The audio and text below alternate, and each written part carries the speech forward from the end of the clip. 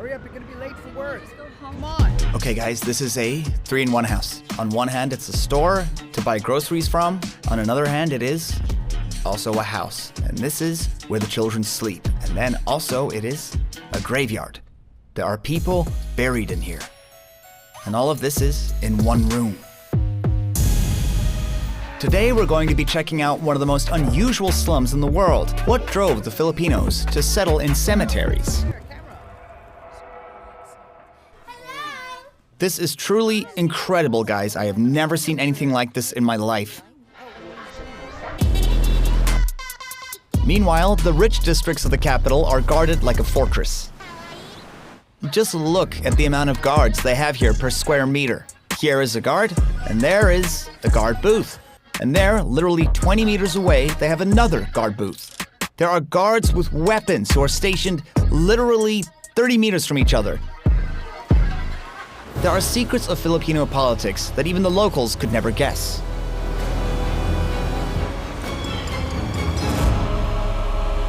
All the, founders, the first leaders of the Philippines were Freemasons? Yes. Ministers, senators, congressmen, governors, the army, they were all members of our lodge. This country is practically openly under Freemason rule, so let's take a look at their temples, lots of which are closed off. This area is off limits, sir. Only for Freemasons? Yes, sir. And of course, we're going to try the delicious cuisine they have in the Philippines. This is so good.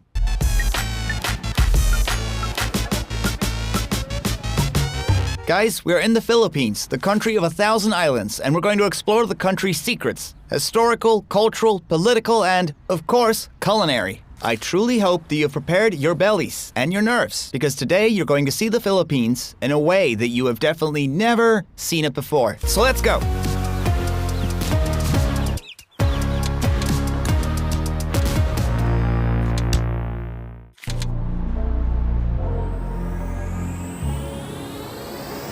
For the record, I'm done trying to make y'all comfortable. For the record, you ain't trying to grow in the stone. Oh, wow. For the record, lab on me going all the way.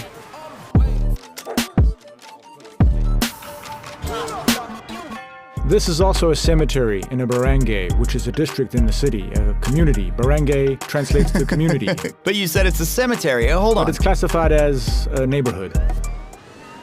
Valera and I are going to shoot the most unusual slum in the Philippines. But it is controlled by a gang that charges us money to do it.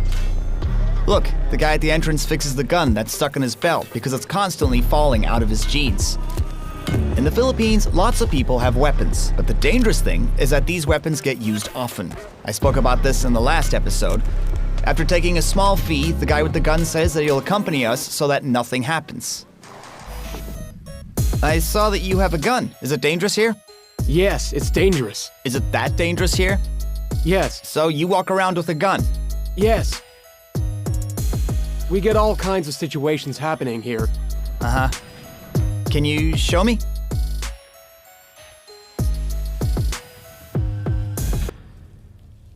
Uh-huh.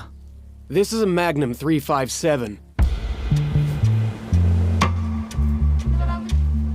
Hello, guys. This is the so-called Northern Cemetery in Manila. A cemetery that's inhabited by people. And in short, this is a slum. There are actually quite a few cemeteries like this. In general, living in cemeteries is a fairly common phenomenon here in Manila. I've seen people living in boxes, on their bicycles, and up in trees, but this is definitely the first time I've ever seen people living on tombstones. There are cemeteries like this where no one lives. I mean, if you go to Lawala Cemetery, you will see that it is empty. Maybe it's a different plot. I accidentally went there once thinking that it was this cemetery and there was absolutely no one there. I didn't see a single person. But if you go around the city, you will find that the cemeteries are indeed quite populated. Maybe even more populated than this one. There's a big cemetery near the airport which looks more like a slum. But it's the largest cemetery in Manila. This cemetery turned slum has everything. For example, here is something that looks like a casino.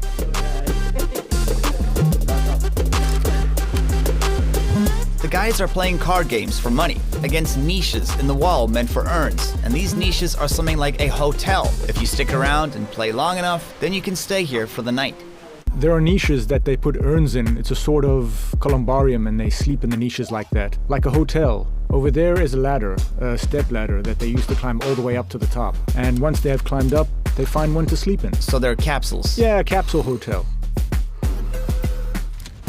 What's more, most of these are not old. A lot of them have been built fairly recently. This burial here happened quite recently, 2022. Sorry guys, it is raining a lot today, so the picture might be a little bit blurry. But look at this, we're in a cafe. The TV that they have is great. The food they have is great. Hello. And there are 2 buried people. But as you can see, the lids of the tombs they were buried in are a great surface for making food. These cemeteries began to appear in Manila in the middle of the 80s. And since then, they've been growing constantly, like the capital of the Philippines itself.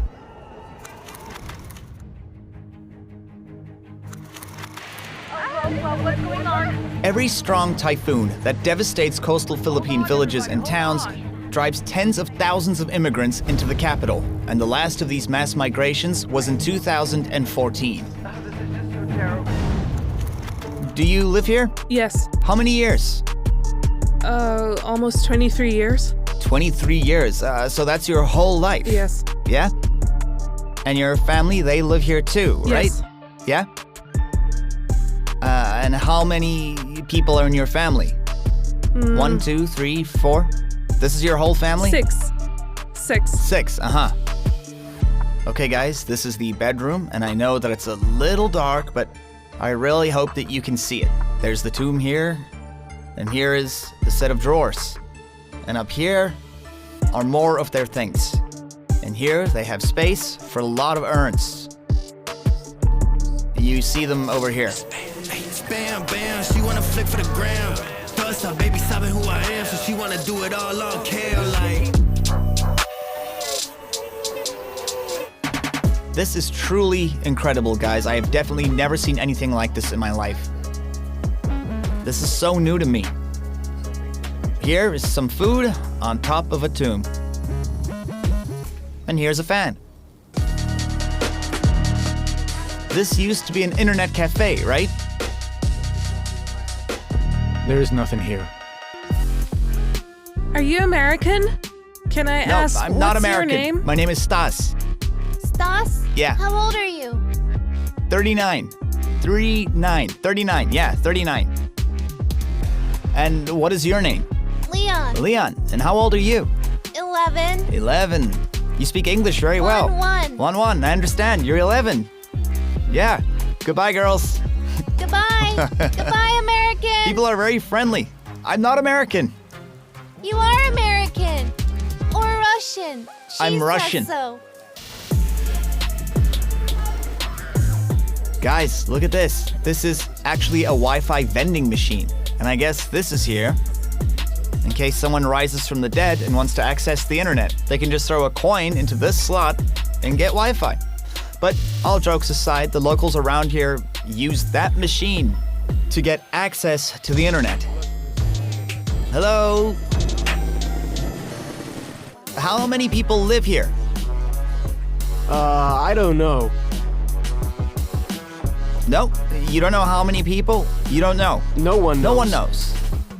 According to estimates, at least 6,000 people call this cemetery in the north of Manila home. It could be 40,000 because they have never done a census here, but many of the families living here have been here for more than a generation. The crypts are being inhabited, developed, and more residential and commercial premises are being added to them.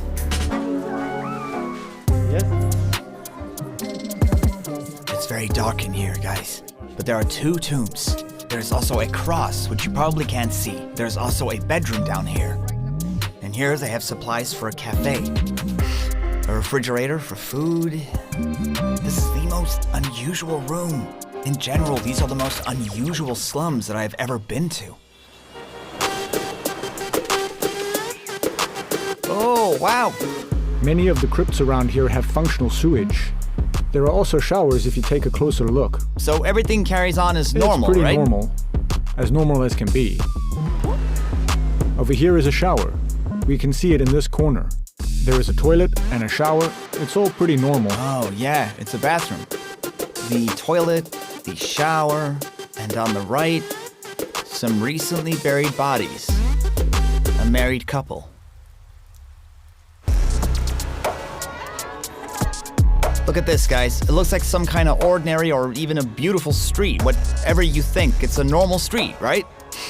But on either side of this normal street, there are crypts. There are graves. If you don't know that the houses on the left and right are crypts, then you won't realize at first that this is a cemetery. And I see that there's even an address here. This is Street 23, right? This is the main avenue. Do you have delivery here? Can you order food and they bring it here? Yeah? Yes, you can. There are a lot of children who live in these slums. Hello? Hello, guys. Hello. Do you have computers here? Yeah. Do you play games? Yeah. So even though it is so strange here, they still have public transport and they There's still a have their cafe. shops. There's even a cafe. Yeah, that's right. So this is a pretty normal neighborhood. A month of living in a cemetery? No, I mean a crypt. Costs about 5,000 pesos, which is just under $100, $90 roughly, which means that it's even more expensive than in Tondo.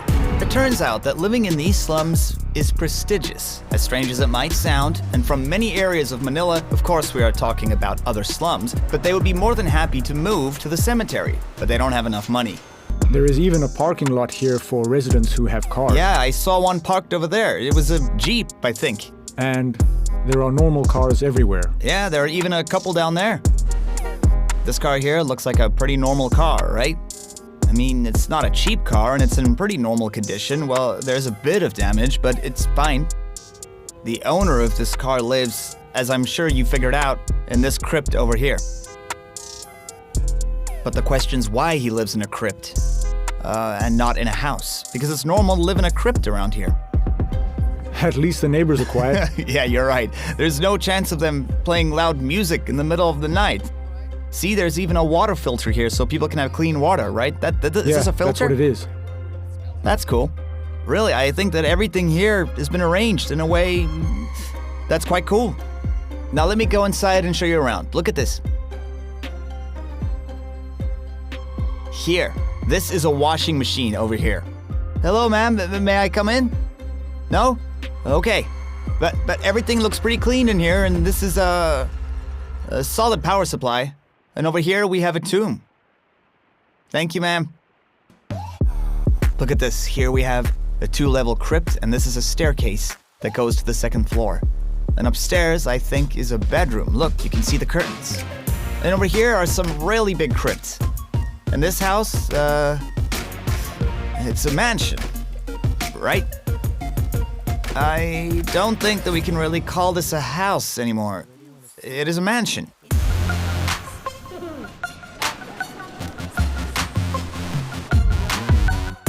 And it looks like this is a more expensive cemetery, right? I think An so. elite area. This is the Chinese part of the cemetery. This is the most expensive cemetery in Manila. I think it costs around, I don't know, but a crypt here is expensive. But the Chinese are the richest, so it's fine for them. They can afford it. And look at this one over here, guys. This is a 2-story house, and you would never guess that it is a crypt. It doesn't look like a crypt at all. There are some really beautiful bushes and flowers growing outside, and the windows are also very beautiful. Look at them, guys. They also installed a balcony so that the deceased can come outside and get some fresh air. What else? They have a bathroom and everything. Ah, and there's a door there, yeah. And you can see a shower there. Look, there's even a sink there. So we're in the crypt, and here there is a sink for people to wash their hands in, although the water doesn't work. And in here, a toilet, my friends. A toilet in the crypt. In the crypt, a toilet. And here we have a kitchen. and they even installed power outlets here in the wall. It's very convenient that there are 2 sockets, so that the body in each tomb can charge their phone. The fact is that in China, it is customary to burn money, and also paper houses and cars together with a deceased person, because they think that the deceased will need them in the afterlife. But here in the Philippines, the Chinese community went further. Here they build giant mansion-like crypts for the dead. Over here, my friends, we have a crypt for one family, and just have a look at that, how big it is. I think it's about, just from looking, the area of 500 to 600 square meters. A huge mansion in the middle of a cemetery. If you didn't know that you were in a cemetery, you would think that you are in an elite area filled with villas, and all around them people park their expensive cars. Alright guys, here's an example. A mansion that's been done in a modern style. A balcony made of glass. I mean, look at that. They also have these massive window doors so that the people who live here can have a beautiful view. But this isn't actually a mansion, it's a crypt. But it's been built to look like some kind of fancy villa, am I right? Naturally, the people who live in slums like this, who, as a standard, need to live with a few people to a room, they can't help but be envious of these palaces. The Chinese try not to let outsiders into their part of the cemetery, but that doesn't always work out. Generally, the North Cemetery was considered a privileged space before it turned into a slum. It is where the rich and famous were buried. Here, for example, is the grave of the former president Raymond Magsaysay, who was highly respected, by the way. This is the grave of the former governor general, yeah? Yes, Francis Burton Harrison. He ruled the Philippines back when they were an American colony, but more importantly, it is still customary for Freemasons to be buried in this cemetery. This is the Masonic part of the cemetery where mostly American Masons are buried. I am sure that you have all probably heard about secret Masonic societies before, the ones that control the world. Well, in the Philippines, these secret societies are barely a secret at all, and they do control Filipino politics, which I will tell you all about a bit later, and I will even show you Masonic burial sites. She got cheese, she got smiles, she got business on the side, she got G for them guys, running my baby out of time. The people who live in this cemetery are incredibly hospitable, and almost everyone tried to get us to come with them to their graves, or, well, at least treat us to something. You can What are you have saying? this. Yeah, have it, bro. What is this? What is this? Go, hey! What is this?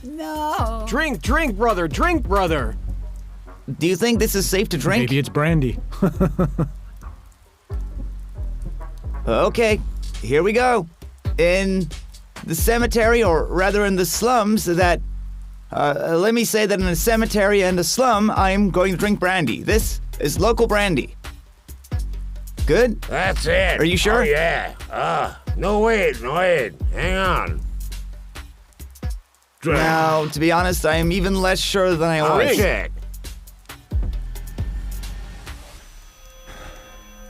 Do it like this. No, I'm okay. Another one. You should have another. Okay. And here we have a beautiful Filipino woman. So I think the important thing is not to stay here. I just had some Filipino brandy in a cemetery. It's time to grab something to eat, and so Valera and I head to the main market to try some local cuisine.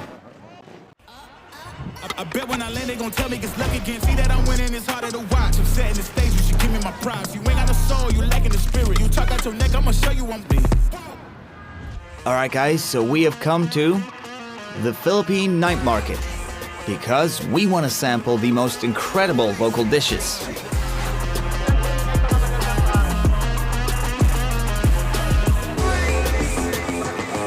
This market is located around the old fishing port, and here, traditionally, residents of Manila come to get their fill of fresh seafood. Every day, this market is open from early in the morning till late at night. They have a lot of fresh shrimp and fresh seafood products. There is meat and anything you can think of, they have it here. So the way it works is you order your food and they cook it right in front of you. Whoa! And why have these been put in bottles? Because if you take them out, they'll start devouring each other. If they're around each other, they'll fight each other for space. Okay guys, so these things are called sea grapes. And we are about to try some now. And also crabs, calamari, mussels, and everything else. The nice thing about this place is that everything here is sold at market prices, but tastes like it was made at a restaurant. How much is this? 800 per kilogram. How much is this? 500. How much are the oysters? 180 per kilo. My friends, I have always really loved Asian night markets. 1, 2, 3, let's go. I see you staring, but don't want no smoke. I hear you talking, but I'm here for the show. Don't get it twisted, baby, I snatch souls. If you murder, she roll. 1, 2, 3, let's go. All right, my friends, so today for dinner, first of all, this incredible looking and truly massive food-filled shell. Well, to make it, they pulled the mollusk out, then they cut it up, cooked it in a steamer, and fried it with a variety of spices, and I'm sure it's going to be truly delicious. Secondly, we have the squid that has been cooked in its own ink. Ugh. And then we have something I've never tried before. Well, what is this? Tossa sea grapes. They're called sea grapes. They're sea grapes. I've never heard of sea grapes in my whole life, but it's an accurate name because they do look like sea grapes. Although if I understand this right, it's algae. So sea grapes, or lata as people call it here, is a sea plant that's native to the Philippines. And from here, it first made its way to Japan in the 1960s. And then it became popular all over the world because the plant is filled with a lot of things that are useful to people. And of course, this looks as strange as it possibly could. But it smells like onions because it's made with onion. And it tastes a lot like shellfish. And it looks like caviar. Yes, it is just like caviar. And when you eat it, it pops and it crackles as if it really was caviar. It's totally incredible. Guys, I don't know if you can hear how the grapes are, you'll hear now, popping in my mouth. I'm not sure if you can hear it, but they are really crackling, just like caviar does. This is really delicious. I definitely recommend this. You should really remember sea grapes. If you are ever in Manila, you have to try it. And now it is time for me to dive into this shell. Guys, look, I don't know. This is the first time that I have had mollusk from a shell as big as this. And take a look. This huge mollusk really took up the whole shell.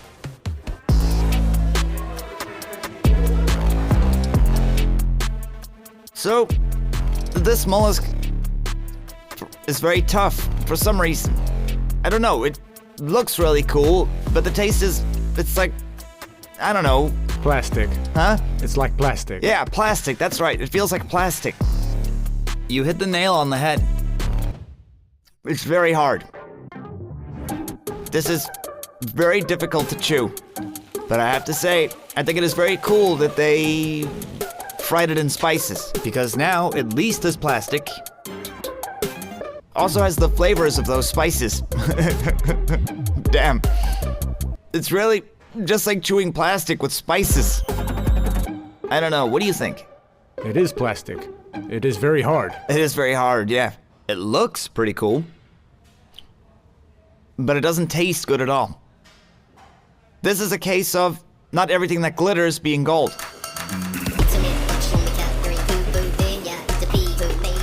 Listen, out of all the unusual dishes that you've had in the Philippines, which is the weirdest? Bolot. Come again? Bolot. Balot? What is balot? It is a dish that comes from the 18th century. Oh. Boiled duck embryo. So boiled in the egg. Right, in the egg, by a steamer. The embryo is kind of fried and comes out looking a bit alien. And then they add vinegar, and that's how they eat it. There are no bones because they haven't formed yet. It looks worse than your squid. It doesn't look normal. Not in any way. For some more exotic Filipino cuisine, we went to another market. This is the most famous street food spot in the whole of Manila, and it's the kind of place where you can eat till you drop without needing to break the bank. Today we have the incredibly difficult task of spending a set amount of money on Filipino street food. The amount, $10. Believe me, this is not going to be easy. I'm at the Quiapo Market, which is in Manila. Now, let's see what's on offer. This market literally surrounds one of the most beautiful churches constructed in Manila, the Basilica of the Black Nazarene, which people normally call the Church of Quiapo. This church is actually known to the people of the area for a very unpleasant reason, but I'm not going to tell you about that because you won't stomach it. A policeman just came up to me and made a quick remark that I had my backpack on my back.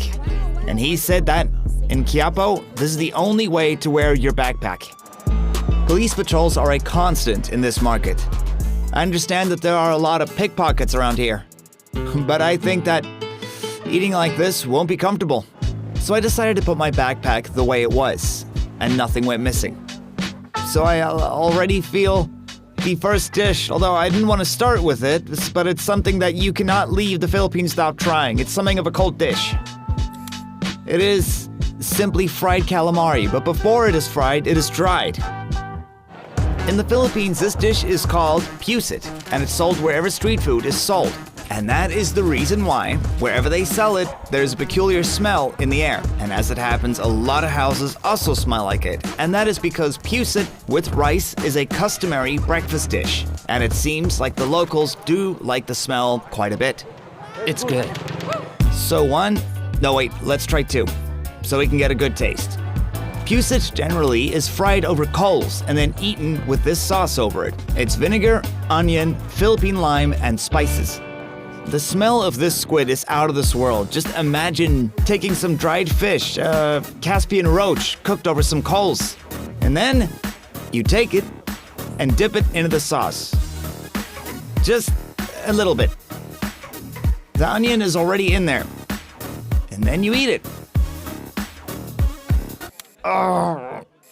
Well, in terms of taste, this is a very unusual flavor. First of all, the vinegar is spicy, but then you get to the fried squid and it breaks through the nose. It smells very, very strong. And, well, it is so strong that you can even smell it throughout the entire district. Guys, how much? 10 pesos. 10 pesos each. Okay. Thank you. Filipinos generally prefer to fry seafood that has been dried. For example, fish that is smoked and dried before it goes onto the fire to be cooked. Just think what that will smell like, and only then will they eat it. In total, that squid cost me 20 pesos, which I think is about 40 cents. I told you earlier, getting through those $10 is not going to be easy. The Philippines is famous around the world for its incredibly cheap street food, especially now, when all the tourist hotspots in the world are becoming more expensive. Fruit in the country also only costs a few tens of cents. Here's a kilogram of mangoes for $1.50, and they'll even cut it beautifully for you. And eggs here are 15 cents per piece, but there's nothing simple about these eggs. One egg for me, please. They carefully peel off part of the shell and then fry it on some coals while also adding various spices. So guys, first they open the shell, and they only open a little bit of it. And then they put sauce in it, and when that's done, they cook it over some coals. I need to peel it here, right? Yes. But the main surprise was still waiting in there for me. Oh. I've just seen something very dark inside. How should I eat this? Open it? Peel the whole thing? Like this? No, wait. Suck it. Suck the sauce. Well done. And add this. Okay. I need to add a bit of what they just told me to. Why is it black? Why is it black? Because it just is. It just is. It turned out that this was something I would never have imagined. Okay, guys, this is not an egg. It turns out that this is a embryo. Okay, so this is a little duck. The first time I saw something like this was in Vietnam, where the embryo in the egg simply amazed me. If you're curious, then go and check that episode out. So, with sauce and vinegar, this is a lot nicer than what I had in Vietnam. Very tender and tasty. Although if I had known that it's an embryo, I don't think I'd have taken it. I thought it was just the neck. By the way, Filipinos often simply eat boiled eggs when they go to the market. They all stand in a circle, pouring the sauce and the spices over them and then eating them. The egg with the embryo cost me another 30 cents. It's starting to get dark. If I'm going to spend $10, I'll need to move quickly. What is this? This is the quintessential Filipino snack, and of course they flavor it with vinegar. And later on, I will show you what is best to wash it down with. One for me.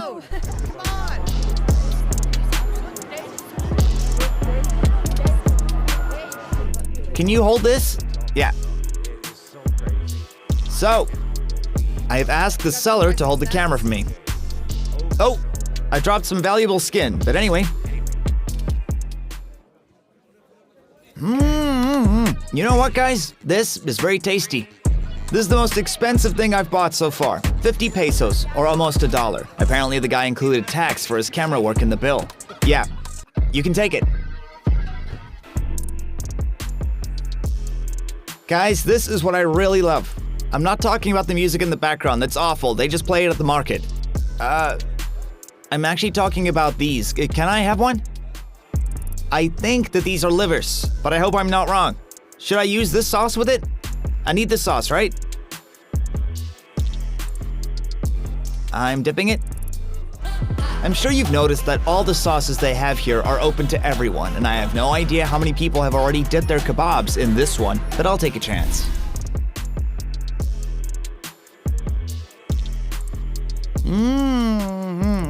So this, my friends, is easy. This is liver, right? Yes. Liver. Yes, that's right. Uh-huh. Yes, liver. Very tender. So good. Juicy. This is street food I would definitely recommend, but not the music. I hope that I'll be able to replace it with some other music later. The skewer cost me another 15 cents, and I was really starting to think that it was going to be impossible for me to get rid of my $10, but I wasn't giving up on hope. Alright guys, here we have the same rolls that we saw being prepared earlier, but they only get made in one place. In a previous episode, I covered these at the Smoky Mountain Market in Manila. This was in my first episode about the Philippines. If you haven't seen it yet, please go and watch it. Alright, so here, guys, on this mountain is something like a restaurant, and at this restaurant, they get all of this food ready. And once they are ready, they go out and be sold in markets all over Manila. I didn't give it a try, but I did buy some meatballs, which are also very popular around the country. This is good. They're good. Why don't you try one? Please hold this. I asked another stranger to be my cameraman, and the Filipinos, by the way, are always very responsive and always willing to help someone in a jam. Just think about it. Would you hold the camera for a stranger that approached you at a market? Doing it like this is not advised. Don't buy ready-made food, because then you don't know how fresh the ingredients are. Everything should always be made right in front of you, but we're going to give it a try anyway. We're going to drizzle it with this sauce. Then I need to put some clementine, yes? And then a little bit of hot sauce. I have to correct myself because what I call the clementine is an entirely different fruit called calamansi, or a Filipino lime. And it is a fruit that is very, very juicy, and the Filipinos usually add it to every dish that they make, even adding it to the already sour vinegar.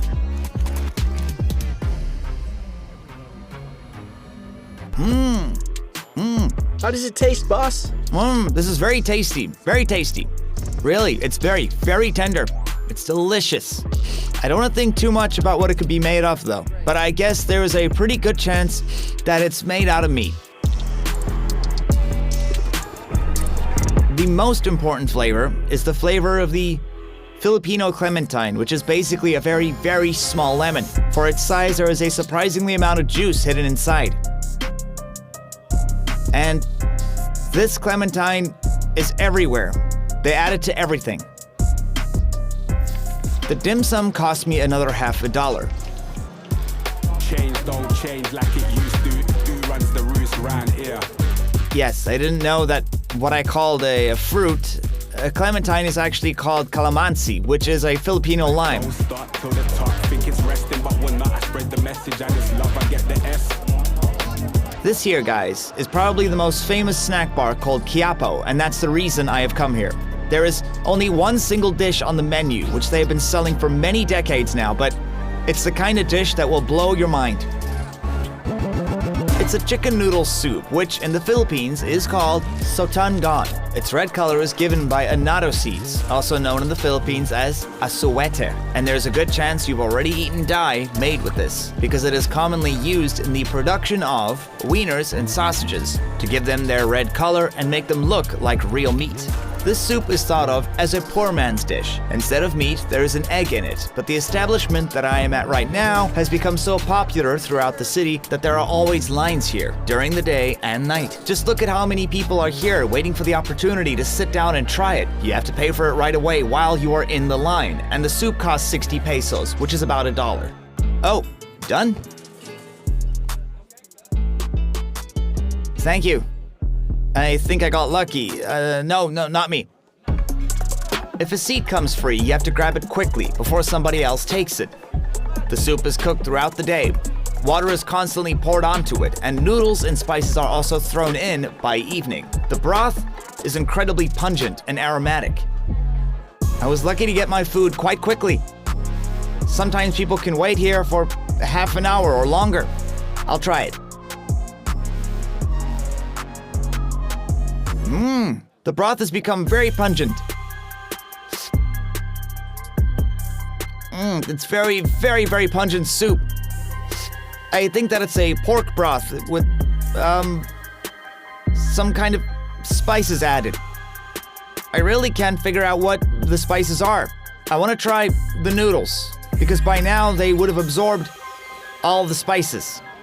Is this your first time here? No. How many times have you come? I'm always here. Always Yeah. here?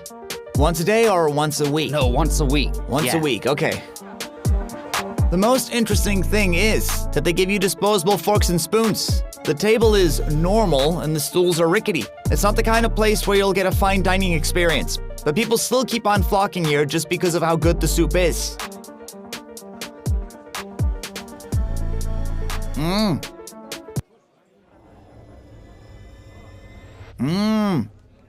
The noodles are really delicious because they have been soaking in the broth the whole day. You almost don't feel, well, the noodles at all. All you really get is the rich broth. You know, you can't stop eating this. And it wouldn't be complete without a squeeze of the local lime. Well, what can I say? It's delicious. It's really, really good. I swear, I am not the only one who wants to lick the whole bowl out. This is fantastic soup. I highly recommend it. Manila.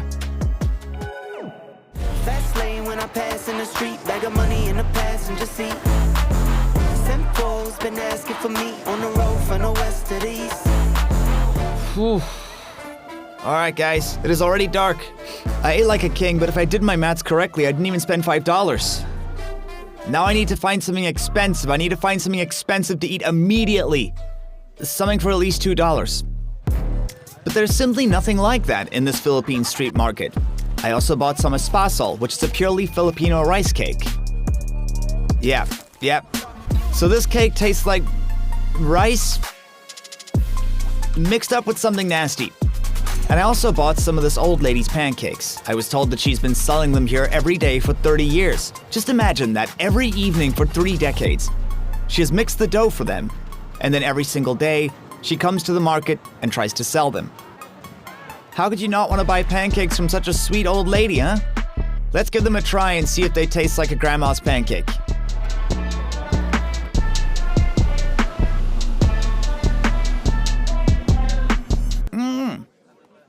They're tasty. Crunchy on the outside and very soft inside. So maybe a grandmother's pancakes are always a grandmother's pancakes. Even if it is a Filipino grandmother.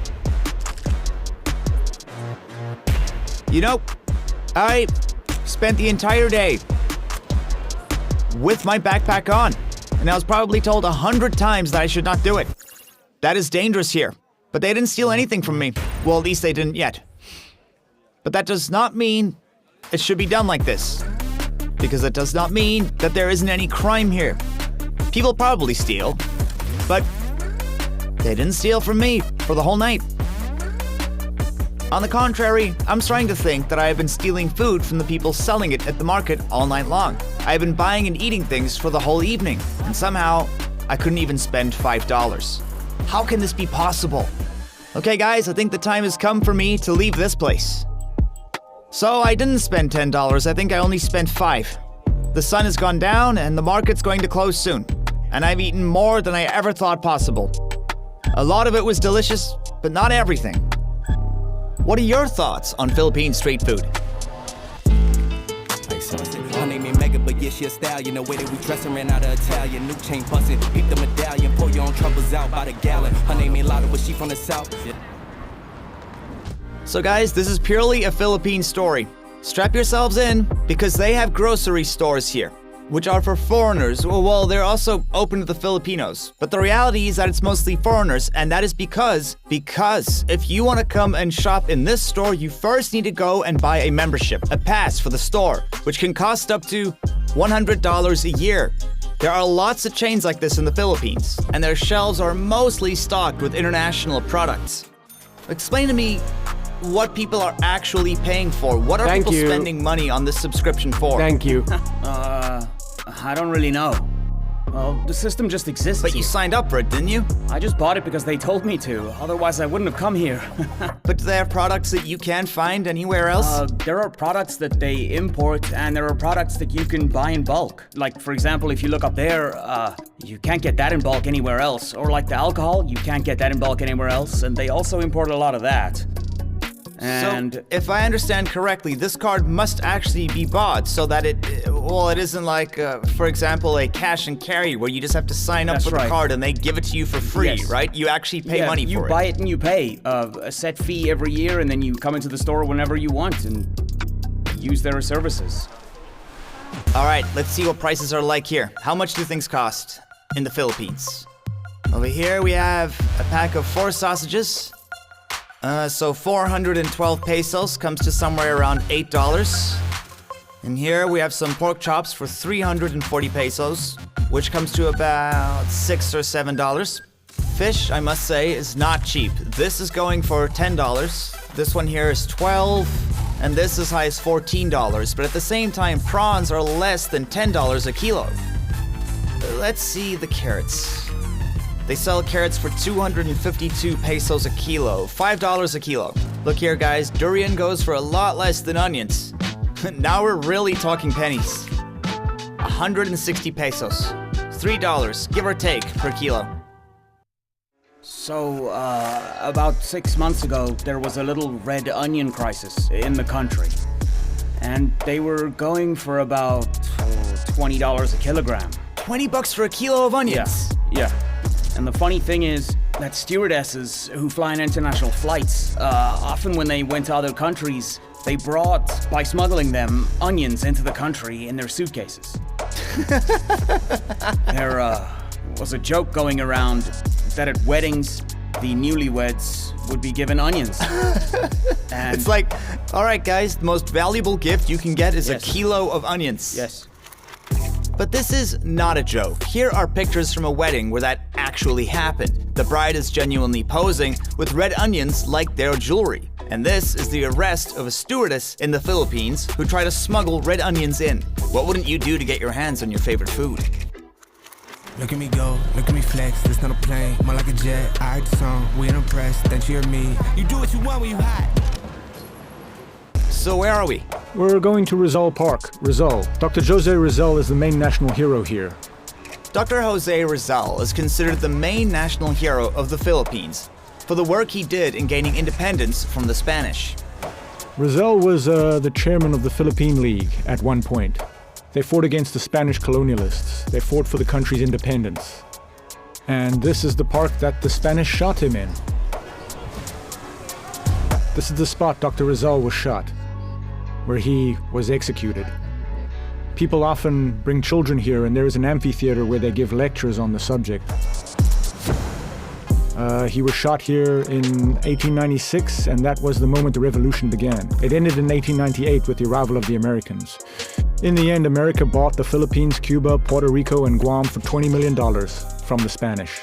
That's the reason Emilio Aguinaldo became the first president of the Philippines and found out that they had gone from one colonizer to another. He declared war on America, and they fought the Americans for 3 more years. The place where Jose Rizal was killed is considered almost sacred, and from here it is customary to count the 0 kilometer of all Filipino roads, and right on the point of 0 kilometers, there is a monument to those who really founded and ruled modern Philippines, the Freemasons. This is not some kind of conspiracy theory. Let me tell you that from the start. Look at what this sign says. The successful revolution that took place in 1898 was inspired by the Freemasons, and it was the Freemasons who led it. And it was carried out by the Freemasons. It goes on to say the Philippine Republic exists thanks to the Freemasons.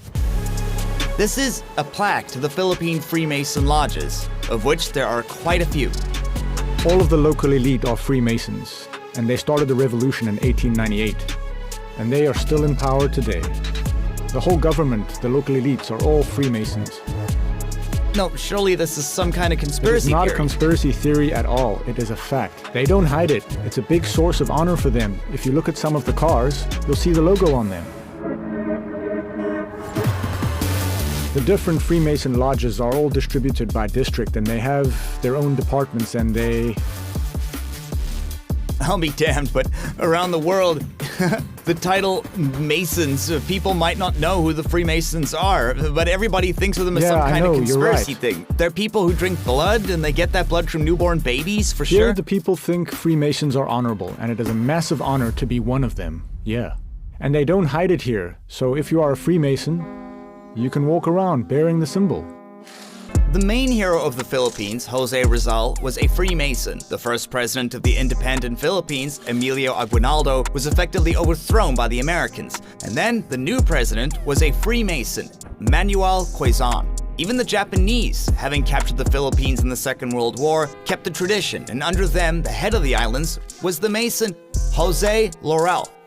The American General MacArthur, who liberated the Philippines and then commanded the capture of Japan and Korea, was also a Freemason. You can't see it now, the Manila Hotel, but every year they have some kind of meeting here. The Filipino Freemasons are distinguished by the fact that they practically do not hide their activities, and on public holidays they even organize marches like these around the entire city. There are several Masonic lodges in Manila, and I decided to visit the biggest of them to see for myself what's really going on here. Alright guys, I have come to the Great Masonic Lodge of the Philippines. I'm not making a joke, it really is the Masonic Lodge of the Philippines. I don't know if they'll let me in or not, but the entrance is right under this big arch. At the entrance there are Masonic symbols and a sign that makes it official that this is the site of the Great Masonic Lodge. Who are the Freemasons? For many, they're some kind of scary, hidden order of people who have control over the world. They are the ones who appoint the governments of different countries. They are the ones who start and end conflicts, and they even eat children. But here it's not the case, and right behind me are the headquarters of the Great Masonic Lodge of the Philippines. People know that this is the official location. And here is the inscription on the building. The Masonic Temple. That's pretty official. This area is off limits, sir. Only for Freemasons? Yes, sir. But there is some kind of museum. It is a museum. Can I go to the museum? No, sir. The museum is only for Masons, and it's where they keep the main relics of the Brotherhood. It's interesting. The Freemasons are, at the same time, one of the most famous and most mysterious secret societies that exist around the world. It is believed that the Freemasons first made their appearance in the 16th century, but many believe that their history can be traced all the way back to the Templars. There are a lot of conspiracy theories that in truth, the Freemasons secretly ruled the world. I'm sure that all of you have already heard many of these theories. These theories are very contentious because of how close off the organization is. Secrets always create rumors. Hello. Hello. Hello, I'm a blogger and I'm doing a piece on the Philippines. Yes. Can I go visit your museum? I want to tell the story of the Philippines Freemasons. Can I maybe... Are you a member of the Masons? No, I'm not. Sorry for this. We cannot even allow you to enter. It's off limits. Not even the museum? Yes. This is not a public museum. It is public, but exclusively for Freemasons or the scholars of Masonry. But for those other people not in the Brotherhood, it's not. Sorry about that. But can I talk to someone about this subject? About the history of Freemasonry? Is there by any chance someone I can talk to about this? While they were looking for someone for me to talk to, I tried to explore the Freemason Lodge. And right here is the country's Jose Rizal. He is already in the apron of the Brotherhood, the apron being the Mason symbol. The Freemasons are big believers in science and geometry, which is why, among their symbols, there's a compass and a square around the letter G, which is geometry. I was taken inside the building into a room that looks like a Freemason office. Behind the glass is the main hall where they hold their secret meetings. On the walls are pictures of members of the Brotherhood, among whom are high-ranking military men, as well as famous politicians. We are the Grandmasters, and we have about 2 weeks. So, next week there will be some communication regarding the changing of the leaders of the Great Lodge. Which means the changing of the guard. And you have a special ritual for this, right? Yeah, let us go to the museum. I was allowed to shoot in the museum, but I was accompanied by 2 members of the Great Masonic Lodge. And I asked them to introduce themselves, but they said that was not necessary, and I was also asked not to show their faces. There is our leadership, but this picture is going to change the next 2 weeks. I'm filming it. But they proudly showed the list of presidents of the Philippines who were Freemasons. The founders, the founding fathers of the Philippines were Masons, right? Yes. Can I shoot myself but ask you these questions? Okay. Why are the Filipino Freemasons so open? Because, Watch how carefully he picks the words he's going to say. Many members. As if every word is worth its weight in gold, and he's afraid to drop any of it. In the whole world, it's only the Filipinos who are so open about this. And, Yes, all this masonry in the Philippines, it is open. And there are so many, people now who want to become Freemasons. It's become so normal.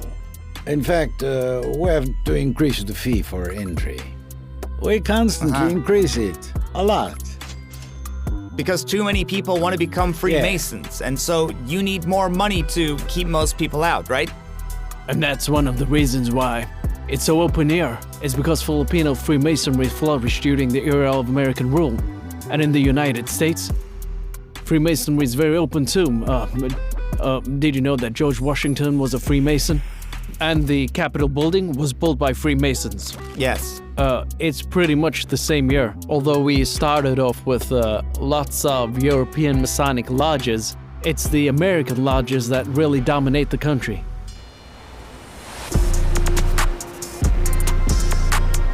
I thought things would be more complicated, but after very little effort from my side and a conversation with some local Freemasons, they agreed.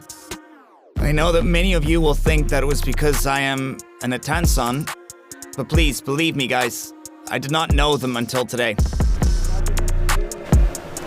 We went into the museum, a repository of the Grand Lodge's artifacts.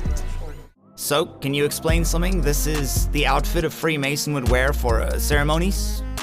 Yes? No, this is an outfit for the Grandmaster. And this is the outfit that the Grand Consult will wear. There are also cups for initiation into the Brotherhood and a replica of Excalibur, but I'm not sure how accurate it is. There are also documents on the foundation of the first Freemason lodges. You know, there are lots of rumors about the Freemasons. People say that they rule the world, that it is a secret society, and so on.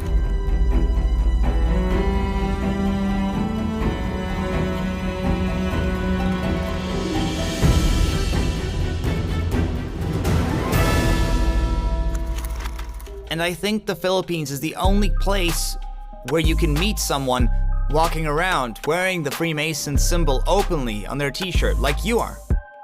No, Why is that? it's not true that we're in control of the whole world. That's not our job. So you don't have any control No, we have of the world. different jurisdictions. It's like and each will have its own grand master. If we wanted to dominate the world, we'd have one master for the whole world, right? But you have different jurisdictions, and our opinions have diversity. Even during meetings, we have debates.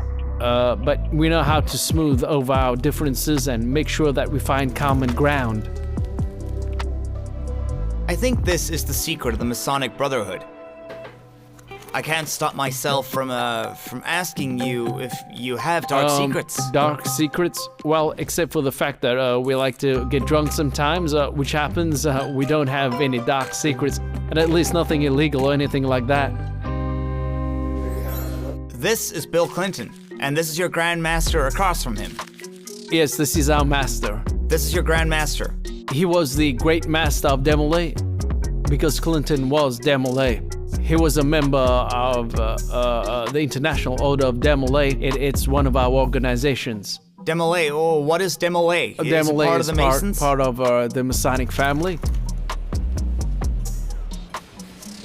It's where we train guys from 12 to 21 years old. So you're saying Clinton is a Mason too? He was Demolay. Demolay, so young Mason. He was a Mason. Technically, he's not a Mason, but he's part of the Masonic family. The story behind this photo is when Clinton was staying at the Manila hotel, this flag, the Demolay flag, was laid outside his window. And President Clinton basically told the guys he was going down. This was without any official protocol and no security checks, and Secret Service told him we hadn't cleared the area. But Clinton said, "These are my brothers, we're going down." This is one of the symbols of Freemasonry, right? Yes. The shovel? Yeah. On this wall is a list of all of the Grand Inspectors of the Masonic Lodge. It starts from 1949, and you see crosses next to the names of the inspectors who have passed away. And the last plaque on the wall is new. The last membership was in March 2022. His name, Edwin Guillermo. Edwin Guillermo. Remember that name because he might become president. Here we have a museum. You see? It is just a glass door, but it's been covered with paper, probably so that outsiders can't see everything that is in the museum. And it should be mentioned that there are quite a few secret societies inside the Philippines. They're most commonly found in universities. For example, the most famous is Alpha Phi Omega, which is only known to the public because of something called the Obligation Run. This is a race that is usually held in mid-December by members of this society, and they strip naked and run barefoot and wear swimming trunks on their heads. And they run completely naked around the university campus. The Masons asked me not to show the part of the interview where I asked them about the secret Masonic handshakes. There is a lot of information on the internet about supposedly real gestures. For example, when shaking hands, you put your index finger forward like this to let the other person know that you're a Freemason. And there are 36 other secret gestures. And you see, as the Masons told me, they cannot comment on any of this publicly at all, so they asked me not to show you their answers. But they did tell me I could put it in my own words. So now, these secret gestures do exist in real life, but they're not the ones that people like to share on the internet. But Masons really actually use secret symbols to let each other know that they're also members of the lodge. But what exactly these symbols mean is kept in strict confidence. And what's more, all these symbols are being changed all the time. So if something was written on the internet 5 or 6 years ago, then that is absolutely not true anymore. Overall, the conversation I had with the Freemasons gave me some mixed feelings. Because on one hand, all these men have done is just create a simple secret society for themselves. But it's not one that women are led into. It happens. On the other hand, the reality is that an incredibly high number of presidents, of politicians, members of parliaments, and senators, and police officers are all part of the Masonic Lodge. Which means, for some reason, the organization is constantly and consistently a primary supplier of high-ranking officials here in the Philippines. Maybe not just in the Philippines. The truth is, no one knows. Those two men that I spoke to seem like normal guys. They did not give me the impression that there's some kind of super worldwide conspiracy going on.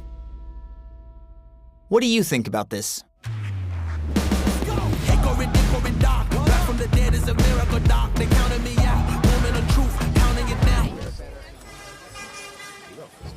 Generally speaking, the cash and transit vans in the Philippines are perhaps the most brutal cash and transit vans I have ever seen in my life. If you look at them, they just look like tanks.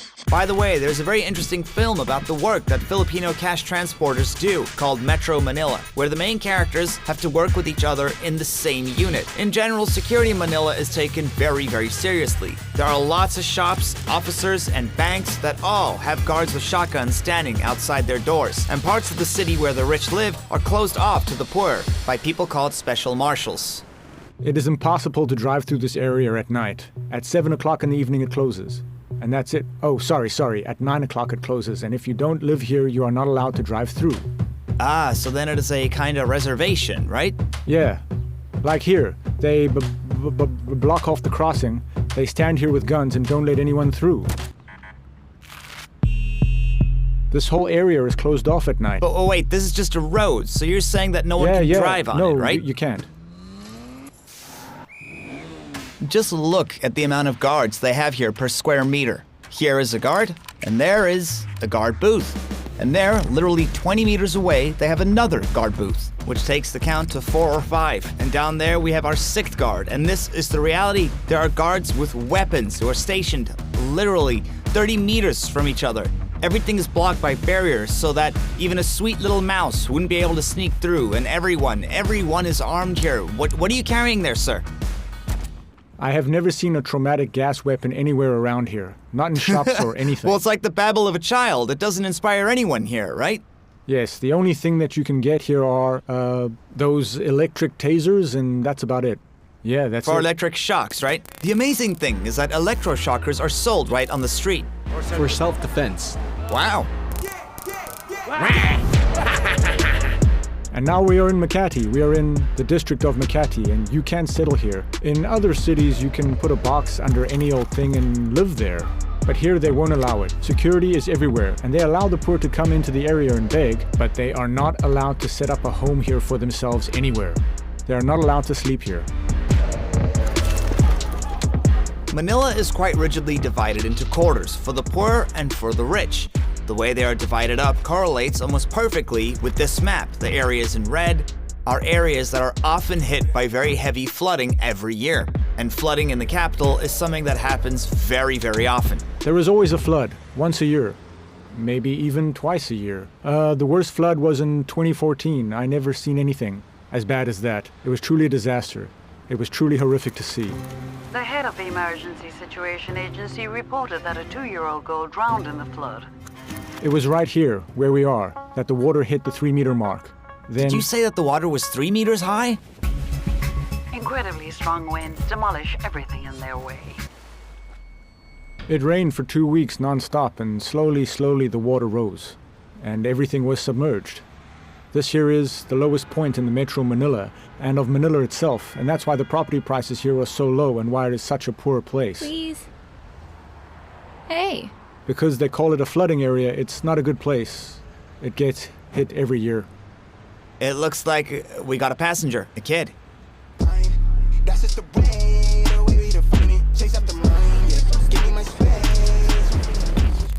So now, guys, we're in a place that is very unusual for the Philippines. This is Bonifacio Global City, a part of Manila which is basically a reservation that's been established inside the city. There are skyscrapers and clean lawns everywhere. There are no wires here. If you look up, you'll see they're all gone. All of the bushes have been neatly trimmed, and people around here ride electric bikes. There are some trendy restaurants, there are cafes. They do not allow any jeeps here, so they do not rattle and puff and disturb anybody here. Overall, this is a kind of pure oasis for wealth and luxury to exist inside Manila. There are Porsches on the roads. Here and over there, we have a Maserati showroom. Here, my friends, we have a shop that sells Rolls Royces. And down there, literally 150 meters, or maybe 200, we have some slums where people are literally living in homes made of cardboard. And here is a Rolls Royce. Do you understand? And for the same price as the Rolls Royce, you can buy an entire district there. Just so you can understand, here, there are poor people walking around. And over here, the Rolls-Royce showroom is absolutely mind-boggling to me. That you can have a car dealership with two Rolls-Royces right next to each other. And you know in your head that these cars, a whole area, as much as this, that's 150 meters away. There is literally a whole slum down the road. And it's still worth less. How can these two worlds live so close to each other, within walking distance, within a stone's throw, the world of luxury and the world of poverty? Here, in Manila, in the Philippines.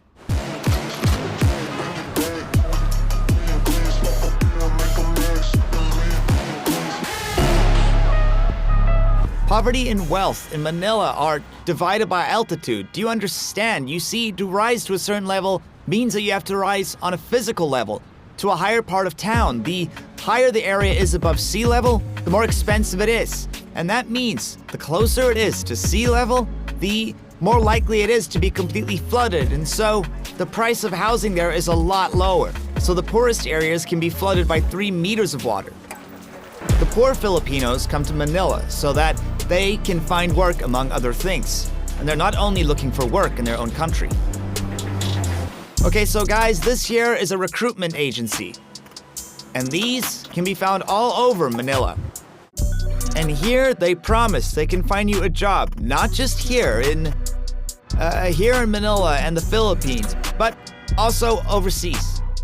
Filipinos are probably one of the most common nationalities you'll find around the world. They are everywhere.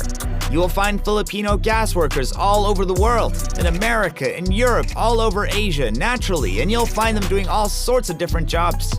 There are lots of housekeepers and babysitters, and even there are also people who work on the docks, people in construction, and so on.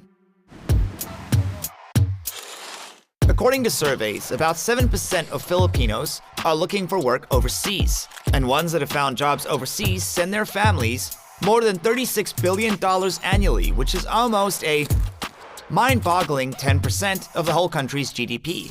Filipino women are popular caregivers for children and the elderly because they have very kind natures and speak decent English. But on the other side of the coin, they are also often treated as nothing more than slaves. According to the Guardian newspaper, as much as 69% of Filipino maids in England, for example, do not have their own rooms to sleep in, which means that they have to sleep in rolled up carpets in living rooms, and half of them do not eat enough. 3 out of 4 of them suffer from violence, and 7% of them have been sexually abused. One of the most recent scandals, there were 4 Filipinos in Switzerland who filed a lawsuit against their own employer, claiming that they had been enslaved. Of course, there will always be someone who says it's their own fault and they can always go back home, but that is rarely not the point. Often when they go overseas to try and find work, people in the Philippines have to borrow money and put their signatures on a contract that they simply cannot return without enough money to pay the debt back, which means that they are forced to endure.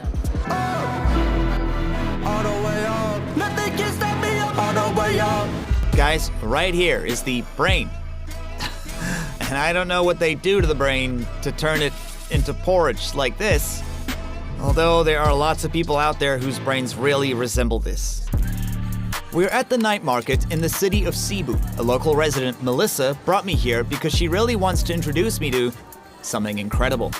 We're at the night market in Cebu, which is the southern and culinary capital of the Philippines.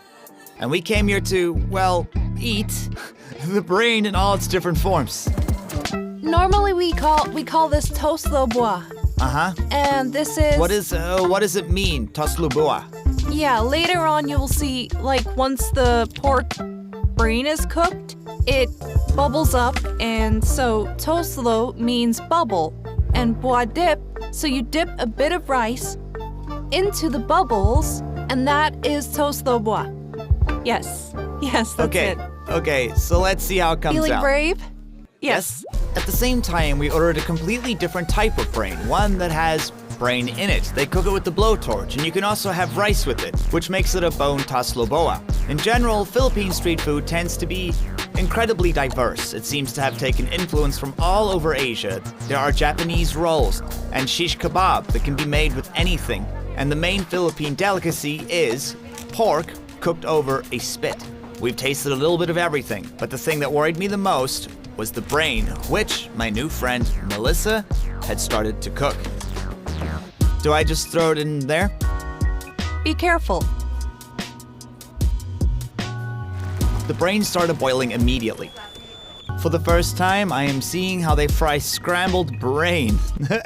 First, the brains were scrambled into a state of complete mush, and after that, they were fried, and now we're going to eat them. So here, if you look closely, it has started to bubble. So that's when you know that you can already start eating it. So what I'm going to do is just turn off the heat. Okay, that's it. And then now you can let it cool for a bit. And you can start eating it by dipping this one. So if you guys are not familiar with this one, this is what we call hanging rice. So it's hanging rice because we literally hang it. They hang it somewhere and then inside someone's house.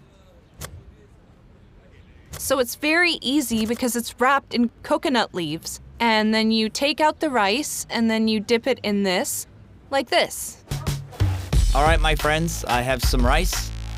I am trying to dip it into the brain. Almost.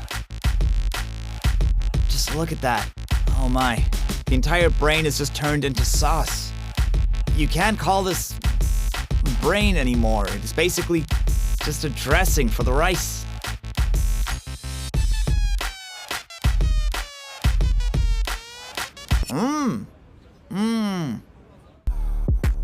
It's very brainy. Yeah, it's interesting. I cannot even place the taste of it. It's not meat. It's a bit slimy, right?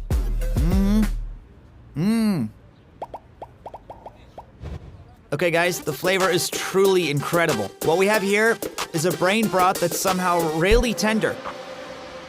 Who usually cooks in the Filipino family? The woman or the men? Normally, women nowadays. I mean, before, I think in the previous generation, the men were also good cooks. But I can see it in my family, like my uncle or my cousin's husband, they cook. But now, I think it's equal. Like, men and women can cook, but women are normally the cooks of the household, so most of the time they do the cooking. Who rules the family in the Philippines? Mothers. Everyone knows the Philippines is a matriarchy fully. So yeah. So it really is a matriarchy. People would argue that it's a patriarchy, but for me, in my own experience, everything gets put on women. Cleaning the household. I heard that women take all the money away from their husbands and then tell the men what to do with this money. Yes, it still happens now. So before, the relationships were very traditional, where the women stayed home and the men worked. And what ends up happening is the man gives his earnings to the woman. So she takes charge of the budgeting, and then she just gives a portion of the money to her husband as an allowance. But it's not, I mean, it still happens a bit, yeah, but it's not as normal as before. It is time to continue our culinary journey with the brain, this time with the bone.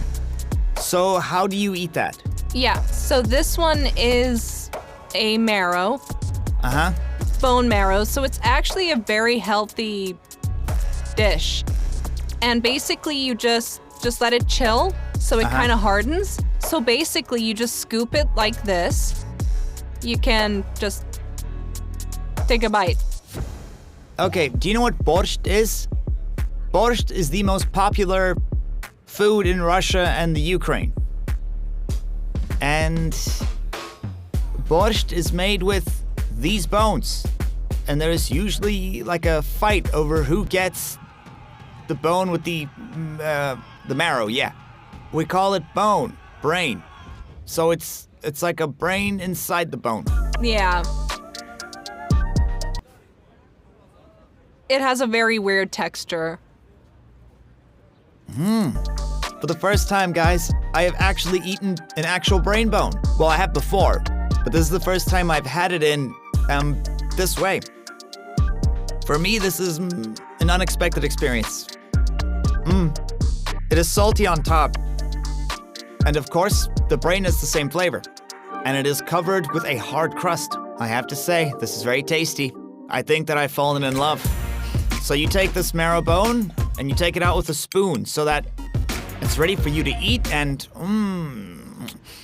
the most unpleasant feeling is when you dip a spoon into a pot of borscht, and you dig around and keep digging, and there is no marrow bone left. All because your cheeky brother-in-law got to it first and ate all the marrow.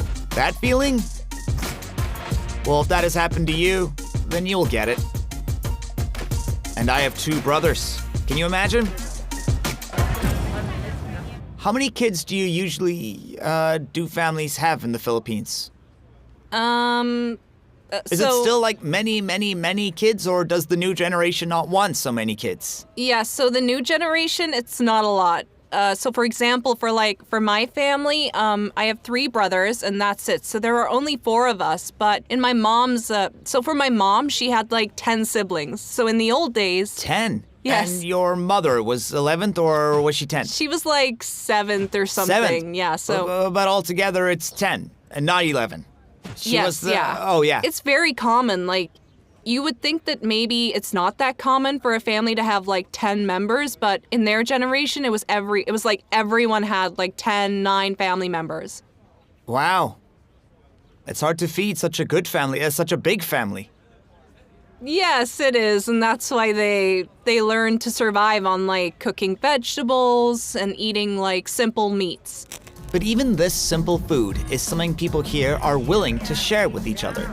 In the slums, they were constantly trying to treat me with something, although I understood that these people might not really have had enough to share, and that not everything was something I necessarily wanted to try. If you watch my previous episode on the Philippines, then you'll know what I mean.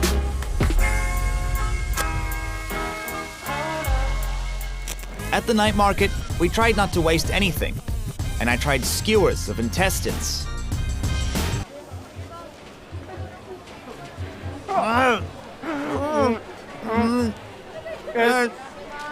I had fried spring rolls and some pork from the spit. A bowl of blood soup. Just look at the consistency of this blood soup. Look at that. Really appetizing, right?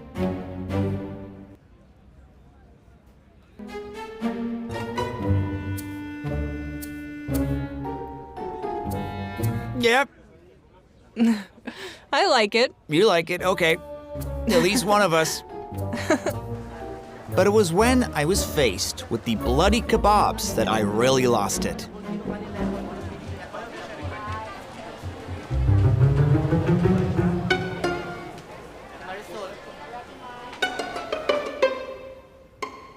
Yeah, because normally you have just a little bit just to get an idea of how it tastes and then go back for more. This is a really difficult situation. Not forward, not backward. Understood. I'm going to try and swallow it, but...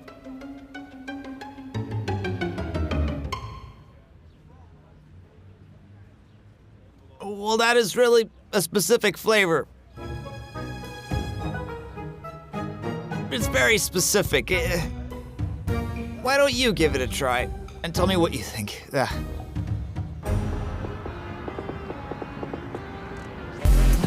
don't try it. You can't feed me lies, won't buy it. Question everything, told them, nah, don't try it. Yeah, but you're moving like some sidekick. What do you think of Filipino cuisine in general? Did anything catch your eye?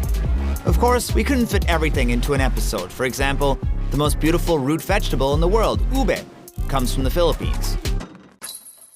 Look at this, my friends. This is how ube looks in the middle. Look at this. Inside, the color is really, really purple. In terms of consistency, it's somewhere between a radish and a potato. But this is what most desserts in the Philippines are made of. But because of its bright color, it has become a hit with food bloggers.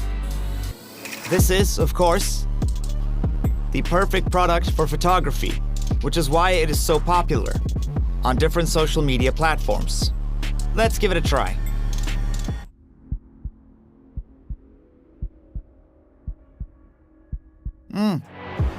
It tastes just like potatoes mixed with caramel.